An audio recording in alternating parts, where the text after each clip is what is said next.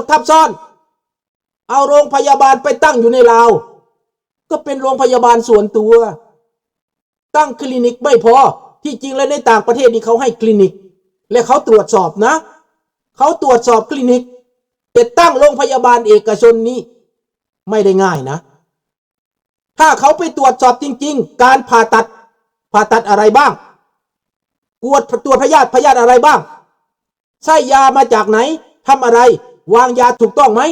มีการตรวจสอบไหมไม่มีลุงนี่อยู่ในโรงพยาบาลนะถึงลุงไม่ได้เป็นด็อกเตอร์แต่ลุงอยู่ในโรงพยาบาลรู้จักกลไกของการทำงานในโรงพยาบาลตลอดชีวิตโรงพยาบาลเชเนโรลุงทำงานอยู่ห้องผ่าตัดช่วยพยาบาลผ่าในห้องผ่าตัด7 ปีทำกับคนไข้อีก7 ปีไปทำงานแห่งอื่นๆอีกหลายแห่งสมัครไปอยากไปหมดไหนก็ไปรู้จักการเคลื่อนไหวในโรงพยาบาลทำในเรื่องแมดซินนิวเคลียร์6 ปีลุงทำงานเห็นบ่ล่ะรู้จักแล้วบอกดังนั้นลุงจะรู้จักว่ามันเป็นแบบนี้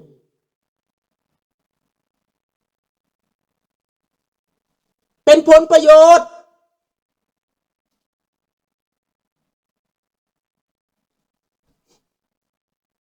นี่แหละเป็นผลประโยชน์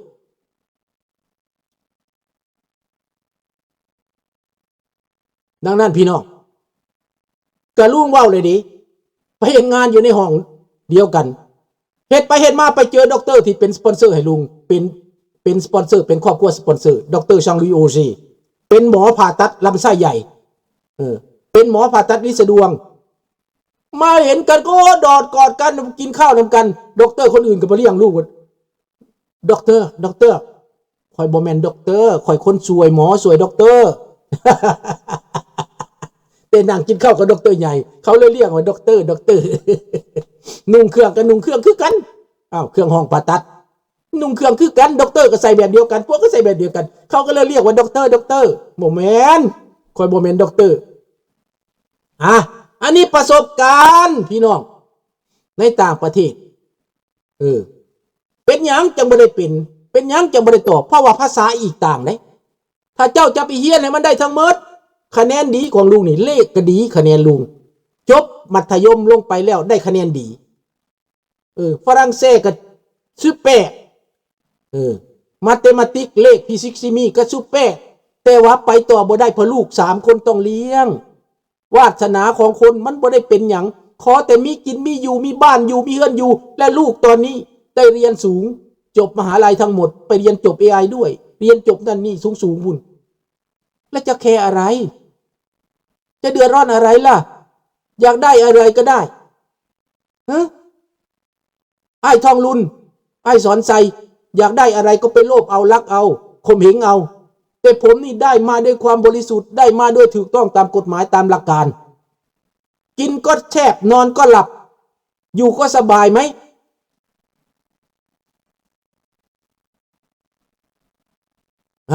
ขอบใจเด้อหนูก่อนดังนั้นพี่น้องเรื่องนี้นะถ้าเป็นประชาธิปไตยเมื่อใดเรื่องโรงพยาบาลนี่ลุงขอเป็นที่ปรึกษาให้โลดกระทรวงสาธารณสุขนะให้ลุงไปบริหารก็ได้บ่ได้มีหยังง่ายแม้แต่เครื่องใดอยากได้เครื่องทันสมัยลุงมาแคนาดาไปห้องหมอที่ลุงเคยไปนี่นะอยากได้ของเก่าของแก่ที่เขาใส่แล้วแต่ว่ามันเขาปลดออกแล้วนะบ่อึดด็อกเตอร์ที่ลุงเคยหู้น่ะล้มนำกันกินข้าวนำกันล้มกันเขาบอกว่าเจ้าอยากได้อย่างมาขอโหลดพอปลดออกไปแล้วก็มีเขาเปลี่ยนใหม่เรื่อยๆเครื่องของเขาซื้อมาใหม่เรื่อยๆยุคยาทานังที่มันใกล้จะหมดเขาก็ให้ได้ยาอิชังติยงไปขอเอาก็ได้เขาให้แต่เป็นประเทศกำลังพัฒนานะเขาก็บอกกันสั้นแหละถ้าต้องการคนที่ออกบำนาญแล้วไปประเทศลาวไปช่วยพัฒนาประเทศลาวก็ได้เขาบอกขอเพียงแต่ให้บ้านพักเงินเดือนเล็กๆน้อยๆแล้วก็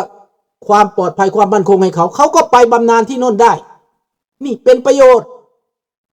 หมอที่เขาไปบำนาญบางคนก็อายุ65ยังหนุ่มอยู่นี่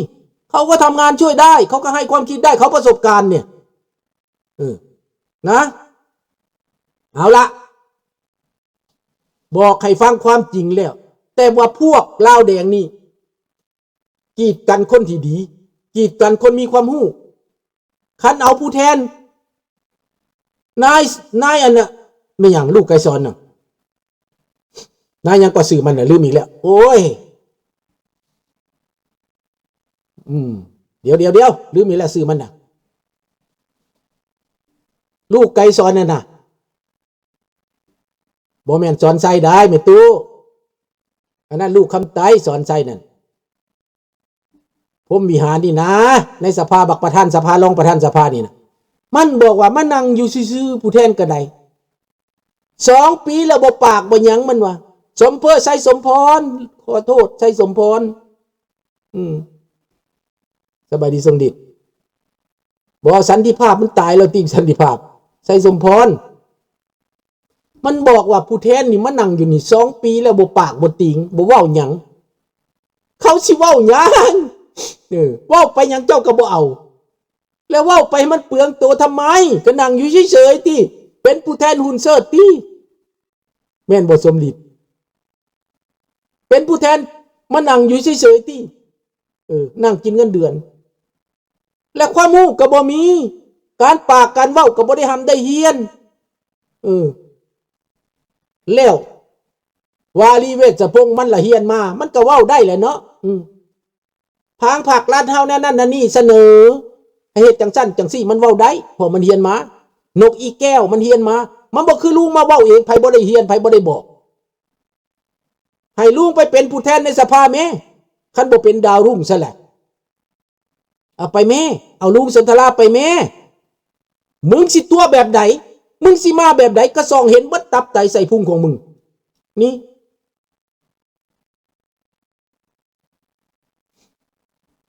เพชรสมร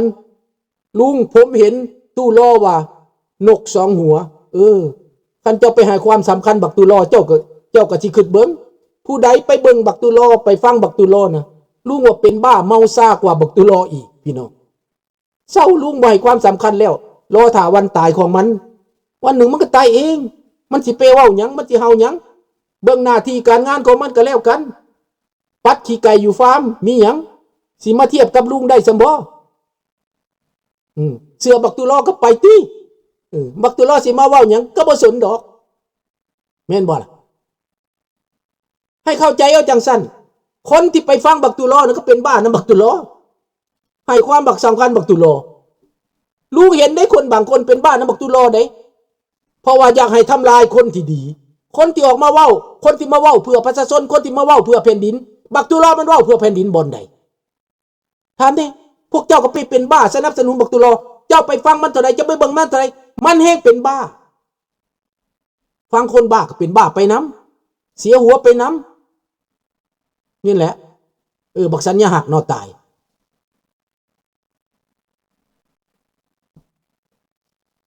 อันหมาจิ้งจอก4-5 ตัวนะ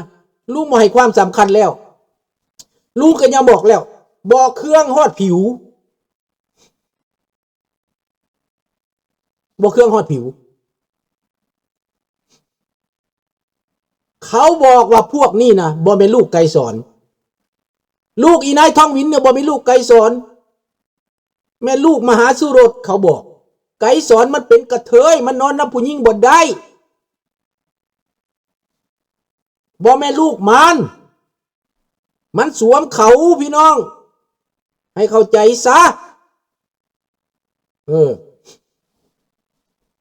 ดังนั้นแหละเรื่องเรานี่นะพี่น้องไผสิว่าแนวใดก็ตามชาติเราจะสูงขึ้นชาติเราจะเจริญขึ้นถ้าคนเราทั้งหมดได้กลับเราเต่าคืนเป็นทางออกเป็นโซลูชันใหม่ในปัจจุบันนี้เขมรท่านสำเร็งศรีจะประกอบรัฐบาลวันที่23นี้เขมรมื้อนี้ที่ประเทศฝรั่งเศสพี่น้องคนลาวอยู่ฝรั่งเศสนายพลนายพันอดีตที่รู้จักกับท่านสำเร็งศรีพวกด็อกเตอร์พวกท่านหมอทั้งหลายพวกวิชาการทั้งหลายก็ร่วมมือกับสำเร็งศรีในกระบวนการกอบกู้เอกราชกอบกู้ประชาธิปไตยในเขมรและในลาวในกระบวนการปราบปรามคอลเซ็นเตอร์ รวมกันข้าพเจ้าก็ฮู้จักกับท่านสำเร็งสีเองเคยกินข้าวนั่งโต๊ะเดียวกันเขาจัดโต๊ะพิเศษให้ข้าพเจ้ายื่นเอกสารใส่มือท่านสำเร็งสีเรื่องประเทศลาวถ้าเมื่อใดท่านได้อำนาจถ้าผมมีโอกาสได้กลับลาวเต่ามือบ้านเกิดเมืองนอนจะร่วมมือกันพัฒนาในภูมิภาคเอเชียนี้ประเทศแคนาดาเป็นประเทศหนึ่งที่จะร่วมมือกับท่านสำเร็งสีนี่แคนาดาเขาแอมพลิเกตตั้งแต่เริ่มต้นตั้งแต่การเลือกตั้งทำอิฐพุ่นตั้งแต่รานาริตที่ได้อำนาจขึ้นมาพุ่นเขาทุ่มเทมาดามลุยส์อาบู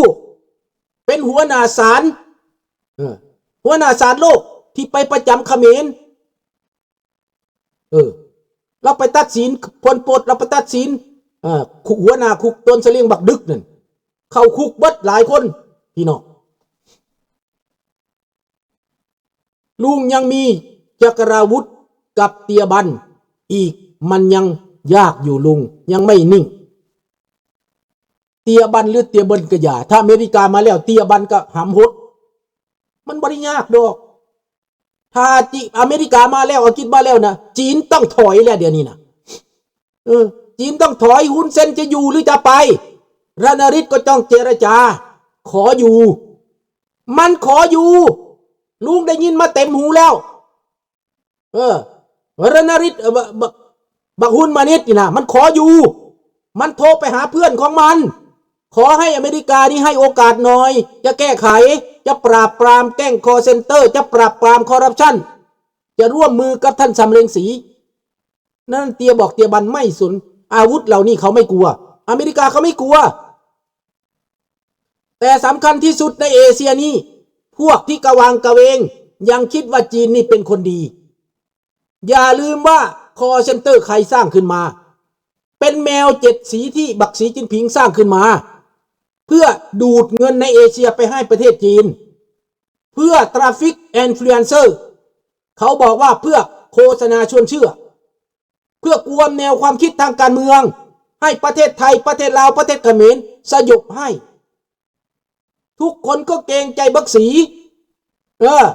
บักสีนี่แหละทุกคนเกรงใจที่จริงแล้วมันเป็นหัวหน้าแก๊งนะ